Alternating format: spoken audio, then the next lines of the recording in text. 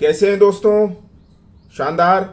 मैं अभी बात करने आपसे आया हूँ मार्क्सिज्म पे, जो इसका एक नाम दिया गया है। यानी इसे हम कहेंगे एक तरह का कल्चरल मार्क्सिज्म। यानी एक तरह से आप मार्क्सवाद की जो धारा विचारधारा जो देखते हैं, मतलब आइडियोलॉजी जो होती हैं, जैसे हमारा राष्ट्रवाद होता है जिसमें हम भारत की बातें करते हैं कि भारत प्रथम। भारत में आपको ज़्यादातर जो विचार है वो इस तरह का मिलेगा, है ना, कि लेफ्टिस्ट भी होते हैं, राइटिस्ट भी होते हैं। राइट विंगर्स जो होते हैं वो भारत की बात करने वाले राइट विंगर कहलाते हैं। लेफ्ट विंगर्स जो होते हैं वो बदलाव की बातें करते हैं कि भाई हमें बदलाव चाहिए। तो इस तरह से बातें की जाती हैं। यहां पर मैं आपको इस विषय में यह बताने आया हूं कि कल्चरल मार्क्सिज्म जो है वो आपने एक अजीब चीज भारत में देखी होगी इस समय, जब से मोदी जी प्रधानमंत्री बने हैं। एक तरह से कांग्रेस जब से हारी है, मोदी जी प्रधानमंत्री बने हैं वो तो अपनी जगह सही है, लेकिन कांग्रेस जो हारी है उसके बाद से एक अजीब तरह के जो सिलसिला चला है, एक अजीब तरह के विरोधों का जो सिलसिला चला है, एक तरह से वो लगता है जैसे अंतहीन सिलसिला है।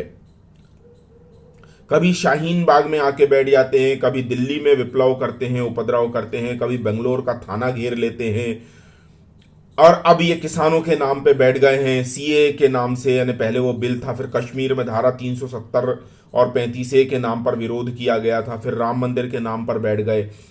तो एक तरह से ये जो विचारधारा है, ये मुझे नहीं लगता कि ये वैचारिक लड़ाई है, क्योंकि वैचारिक लड़ाई जरूरी नहीं है कि सारी लड़ाई सड़कों पर ही आए। वैचारिक तौर पे कोई सही हो सकता है, कोई गलत हो सकता है, या गलत नहीं कहना चाहिए। यदि आपके विचारों में कोई गहराई है तो आप सत्य के पास सत्य हो सकता है आपका, और सामने वाले जो है उनका भी सत्य हो सकता है। लेकिन हो सकता है कि आपका सत्य, यानी हमारा या आपका सत्य, उनके सत्य से मैच नहीं कर पाए। तो ऐसा नहीं होता है कि एक सही है तो दूसरा गलत हो जाएगा, ये नहीं होता है। मेरा सच और उनका सच, कोई दिक्कत नहीं होती इसमें। तो यहां यह कहने वाली चीज है कि जो मार्क्सिज्म की जो विचारधारा है, इसको कल्चरल मार्क्सिज्म कहा गया है।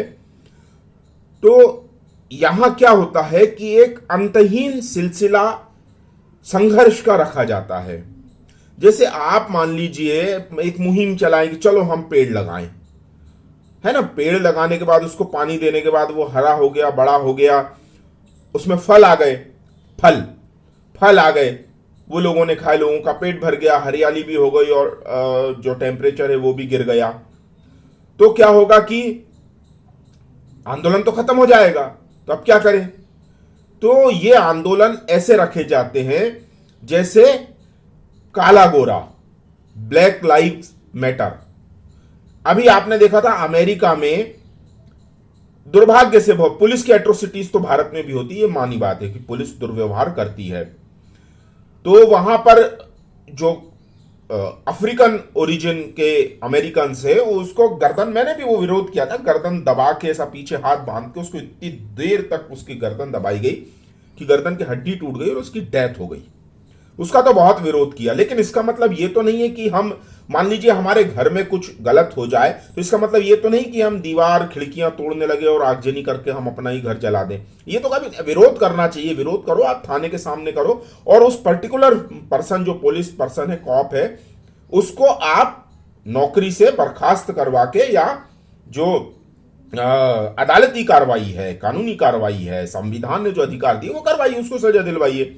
लेकिन आप ये तो नहीं मॉल में जाएं, उठा पटक करने लगे, तोड़फोड़ करने लगे, आगजनी करने लगे। कालों पे अंग्रेज जो पुलिस था वो गोरा था, उसने काले की गर्दन दबा के उसको तोड़ दिया। अब आप गोरों को मारने लग जाएं, निर्दोषों को मारने लग जाएं, उनके ऊपर ट्रक चढ़ाने लगे, ये सब तो नहीं हो सकता।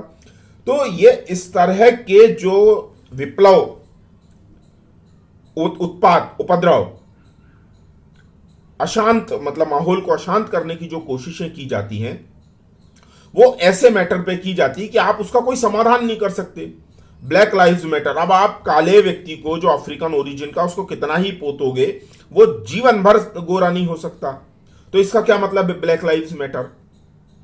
जो विरोध हो रहा है, अब आप इसके नाम से आप कितना भी बैठते रहें, संघर्ष तो आप कितनी आगजनी करें, सड़कें जाम करें, अमेरिका में भी आग लगा दें आप पूरी, तब भी उसकी आंच से वो काला व्यक्ति गोरा तो होने से रहा।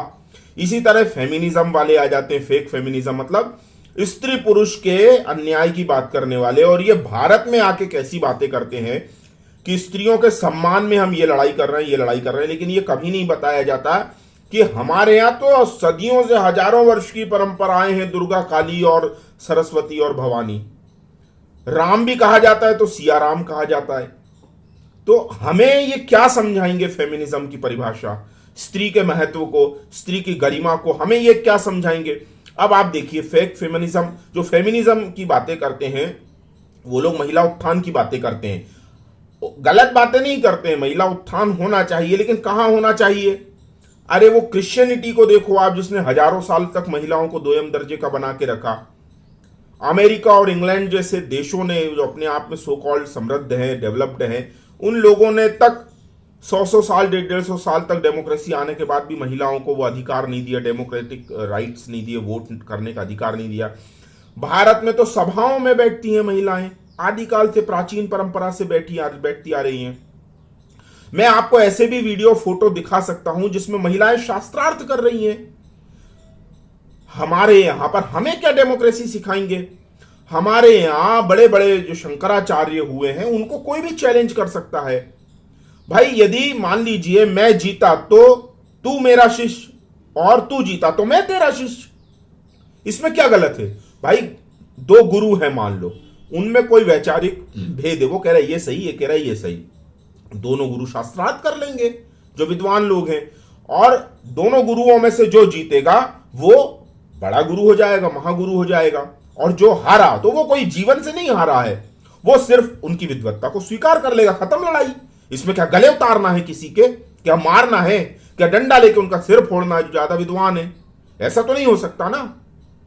अब मैं आपको एक स्वरा भास्कर नाम की एक मक्कार वामपंथन है, ये मोदी जी को गरियाती है अडानी और अंबानी की जेब में बैठने के लिए, और देखिए साहब खुद के घर की ये बिरयानी अंबानी की कंपनी के एडवर्टाइजमेंट करके करती है। देखिए ये इनकी मक्कारियां हैं, देख रहे हैं आप, ऐड कर रही है ये काले पीले डब्बे उठाकर। ये ऐसे मक्कार वामपंथी लोग हैं, ये अपने आप को होशियार समझते हैं, दृढ़ शाना जिसको बोला जाता है, ये अपने आप को मक्कार समझते, होशियार समझते हैं, लेकिन असल में ये बहुत बड़े मक्कार होते हैं। ये कभी नहीं बताते कि मैं वही उसी अडानी अंबानी की चाकरी कर रही हूं, उसी की कंपनी का ये भेज रही हूं, बेच रही हूं, ये उसको इंडोर्स कर रही हूं, और पब्लिक प्लेटफॉर्म पे आकर बोलेंगे कि मोदी ने ये बेच दिया, मोदी ने वो बेच दिया, मोदी ऐसा करता, मोदी वैसा कर। इनके पास सिर्फ आरोप हैं, इनके पास सिर्फ समस्याएं हैं, इनके पास सिर्फ उत्पाती दिमाग है, इनके पास समाधान नहीं है। इनके साथ ये परेशानी है, इनको यही दिक्कत। मुझे कुछ और अगर मान लीजिए फोटो दिख जाते हैं तो मैं आपको इस विषय में बताता हूं, और यदि नहीं दिखते हैं तो फिर मैं ये वीडियो को यहीं पे पूरा कर दूंगा। ठीक है दोस्तों, कोई अभी पिक्स मुझे दिख नहीं रही है। कल मैंने आपको बता दिया था किस तरह से खालिस्तान के समर्थक जो मक्कार हैं वो पाकिस्तान में जो गुरु नानक देव जी का जो गुरुद्वारा है, मंदिर है, हम तो मंदिर ही बोलते हैं, जो मंदिर है वहाँ पर जो ग्रंथी बैठते हैं, उनकी बेटी को कैसे घर में घुस के अपहरण किया, और किस तरह से एक हिंदू बेटी, सनातन बेटी को जबरदस्ती इस्लाम कबूल करवाया गया और निकाह करवा दिया गया। तो ऐसी समस्याएं दोस्तों जो मुझे ठीक लगती है वो मैं अपना पक्ष रखने आता हूं। आप मेरे विचारों से एग्री करें या डिसएग्री करें, या आप अपने विचार रख सकते हैं, आपको पूरी स्वतंत्रता है आपको पूरी आज़ादी है अपने विचार रखने की। आप मेरी बात से असहमत हो सकते हैं या आप मेरे विचारों को और दुरुस्त कर सकते हैं, यह आपका पूरा अधिकार है। आप बिल्कुल मेरे वीडियो पर आएँ, कमेंट करें, सब्सक्राइब करें, शेयर करें, और जो लोग मुझे सपोर्ट करना चाहते हैं वो बैंक डिटेल के थ्रू मुझे सपोर्ट भी कर सकते हैं। भारत माता की जय। जय हिंद।